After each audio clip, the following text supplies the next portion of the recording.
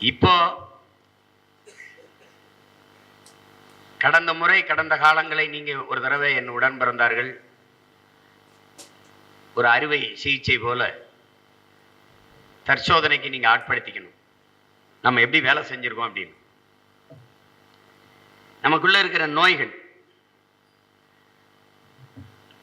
கட்சி 7 மலைக்கு சீட்டு கொடுக்குது, ஒரு உதாரணத்துக்கு சொல்ல, அல்லது இங்க இருக்கிற அன்பு தென்னரசுக்கு சீட்டு கொடுக்குது, அல்லது மகேந்திரனு கொடுக்குது, அல்லது கோகுலுக்கு கொடுக்குது வச்சு.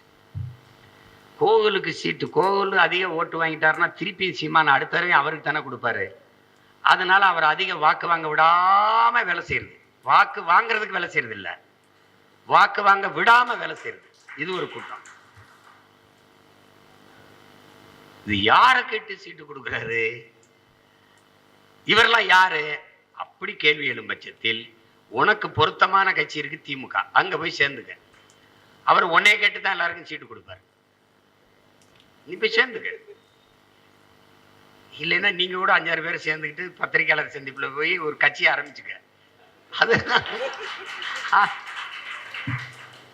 நாம் தமிழர் A1 A2 A3 கூட வச்சுக்க, எங்களுக்கு ஒன்றும் பிரச்சனை கிடையாது, வச்சுக்க. நீ இது எத்தனையோ அதெல்லாம் இருக்குது. அதனால ரெண்டாவது,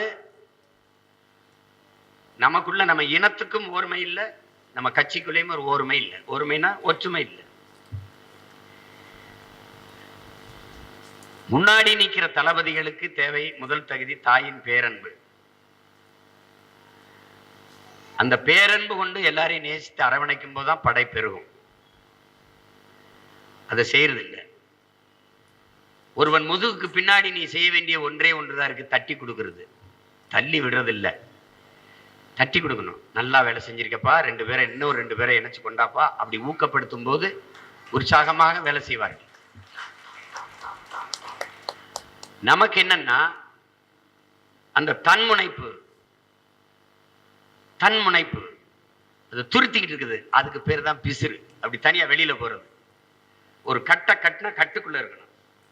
1000 ஆடுகள் மேய்கிற ஒரு மந்தை, அந்த மந்தையை மேய்க்கிற ஒரு மேய்ப்பன் 1000 ஆடையும் ஒன்னா பார்த்துக்கணும்னு நினைப்பான்.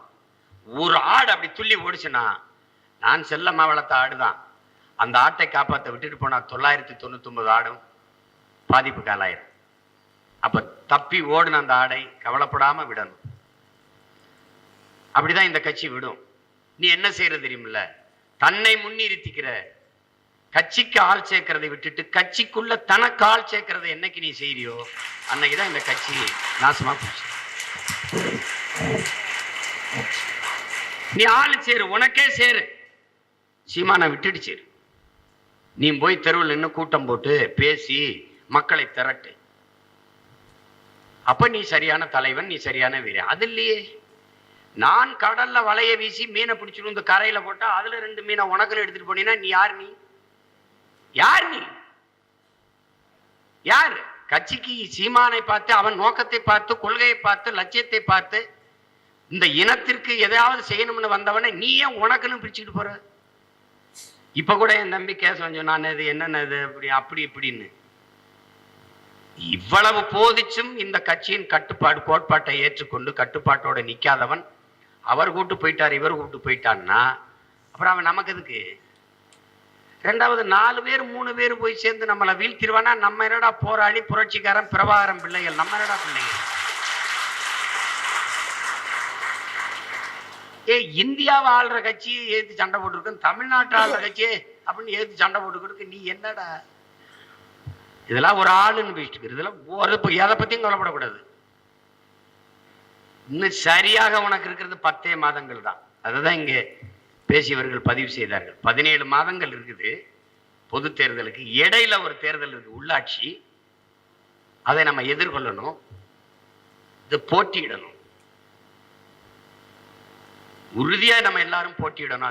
அதுக்கு வேட்பாளர்களை தேர்வு செய்து இப்பவே வச்சுக்கணும், போட்டி போடணும். அப்ப இதுவரைக்கும் நம்ம வேலை செஞ்சதுல ஒரு வேட்பாளர் கூட, ஏன் அண்ணன் திருவெற்றியூர்ல அண்ணனே நிற்கும் போது கூட வேலை செய்ய இல்லையே.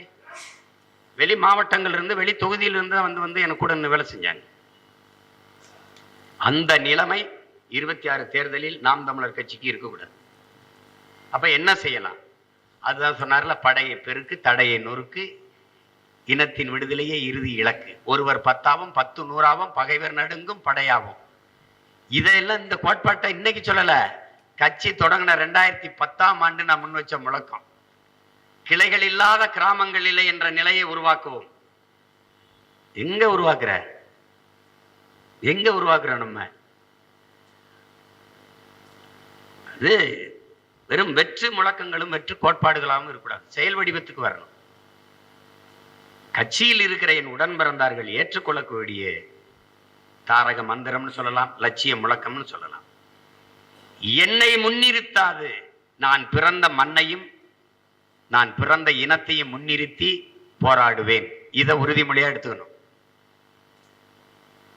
என்னை விட மேலானது நான் பிறந்த மண்ணும் என் இனமும் என்கிற எண்ணம் எல்லாருக்கும் இருக்கணும்.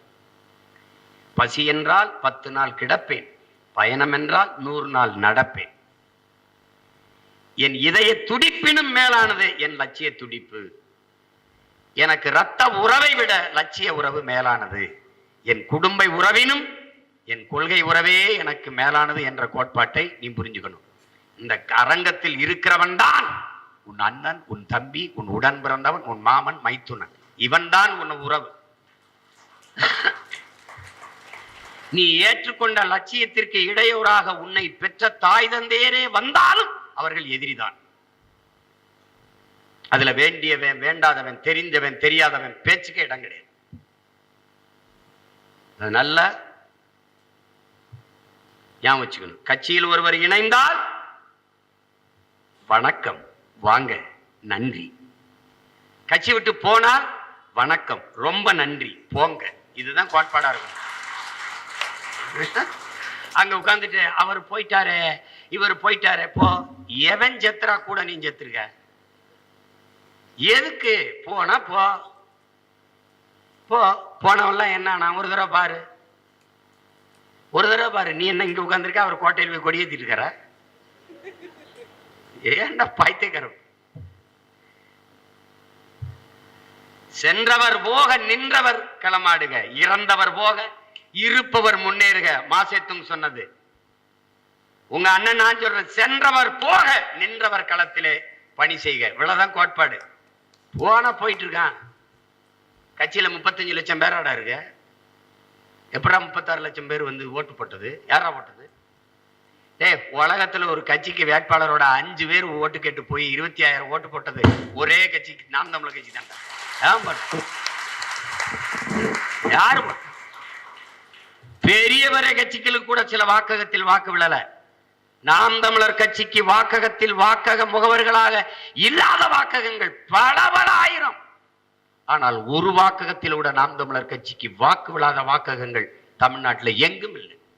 அங்க கட்சி இல்ல, கொடி இல்ல, ஆள் இல்லை. ஆனால் எல்லா வாக்ககத்திலும் வாக்கு விழுந்திருக்கின்றால் மக்கள் உன்னை நம்புகிறார்கள், நேசிக்கிறார்கள். நீ மக்களுக்கு அருகில் செல்லல. அந்த தவறை இனி வரும் காலத்தில் செய்யக்கூடாது. நீ செய்யறது நான் விட போறது இல்லை. நீ செஞ்சுக்கிட்டு இருக்கலாம், நீ பாட்டுக்கு, அதெல்லாம் கிடையாது. எனக்கு பொறுப்பு கொடுத்தாதான் நான் வேலை செய்வேன். வேலை செய்ய பொறுப்பு வரும். வேலையை செய்ய கூலி கொடுப்போம். கூலி கொடுத்தா தாங்க நான் வேலை செய்யணும். கூலியை வாங்கிட்டு பேசாம போயிட்டீங்கன்னா அப்புறம் கோர்ட்ல போய் நான் நிக்கிறதா? ஏழுமலை அதுக்கு ஒரு கேச போட்டு கொடுப்பா, அப்படி போய் நிக்கிறதா? உலகத்துல எங்கடா மரபு இருக்கு வேலை செய்யாம காசு கேட்கறது? நமக்கு ஏதாவது மண்டல செயலாளர் போட்டு விடுங்க. ஏன் நல்லா கமண்டலத்தை வச்சுட்டு உட்கார்ந்து இருப்பேன். பொறுப்பு போட்டோம்னா நான் பருப்பு வியாபாரம் பார்க்க போயிடுவேன். இது என்னது? 13 வருஷமா எல்லாருக்கும் பொறுப்பு கொடுத்தானே பார்த்தேன் சாமி. என்னையும் பைத்தியக்காரனாக்கி நீனும் பைத்தியக்காரனாகி. துரோகத்துல ரொம்ப பெரிய துரோகம் நம்பிக்கை துரோகம். உங்களை நம்பி நிற்கிற என்னை ஏமாத்து என்பது எனக்கு இல்லை, இந்த இனத்துக்கு செய்யற துரோகம், இந்த கட்சிக்கு செய்யற துரோகம் இல்லை. நம்மளை நம்பி போட்ட 35-36 லட்சம் மக்களுக்கு செய்யற துரோகம். அதை புரிஞ்சுக்கிட்டு வேலை செய்யும். நீ அதெல்லாம், இந்த எண்ணங்களை எல்லாம்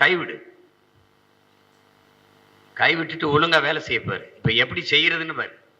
ஒண்ணு, ஒரு தொகுதியை எடுத்துக்க. இப்ப ஆர்கே நகர்னு எடுத்துக்கிறோம். அல்லது திருவெற்றியூர்னு எடுத்துக்குவோம், இல்லை மாதாவரம்னு எடுத்துக்குவோம். மாதாவரத்தில் அது எடுத்துக்க முடியாது, ஏன்னா 626 பூத்துக்கு மேலே இருக்கு இல்லையா தம்பி? சோளிங்கருக்கு அடுத்து நீ தான் பெரிய ஆள்னு நினைக்கிறேன். ஆமாம், எல்லாத்தையும் 2 உடைப்பாங்க, இதை 2 தொகுதியாக மாற்ற மாட்டாங்க. அது 646 வாக்கங்க இருக்கு, இது 630 என்னமோ இருக்கு. இப்போ ஒரு எளிய உதாரணத்துக்கு அண்ணன் சொல்றேன் எப்படி வேலை செய்யணும். ஆனா நீங்க நம்ம ராஜராஜ சேர சோழ பாண்டியன் பேரனும் பேத்தியமா இருக்கலாம், ஆனா அவங்க பரம்பரை சொத்தை உங்களுக்கு நான் பங்கு போட்டு தரல. வேலையை எளிமையா பிரிச்சு கொடுக்குறேன். எப்படி செய்தால் சீக்கிரம் இந்த வேலையை செய்து முடிக்க முடியும் என்கிறத சொல்றேன். நீங்க நான் 2 தொகுதியை பார்த்துக்கிட்டு இருந்தேன், இப்ப என்ன இதை பார்க்க சொல்றிய? 2 தொகுதி எவ்வளவு நாளா பார்த்துக்கிட்டு இருந்தேன்? 10 வருஷமா நான் தான் பார்த்துக்கிட்டு இருந்தேன். 2 தொகுதியை பார்த்துக்கிட்டு இருந்தேன், வேலை செய்யல.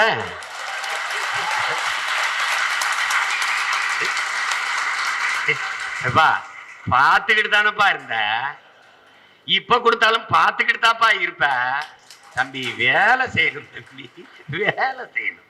அப்ப என்ன செய்யறோம்னா ஒரு எளிய தத்துவம் தான் தம்பி, டிவிஷன் ஆஃப் லேபர்.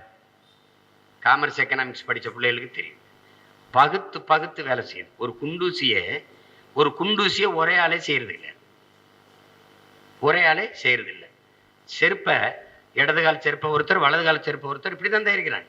அதுல ஸ்டாப்பர் ஒருத்தர், கீழே பாட்டம் ஒருத்தர், இந்த ஷூனா அப்படித்தான் தயாரிச்சுக்க.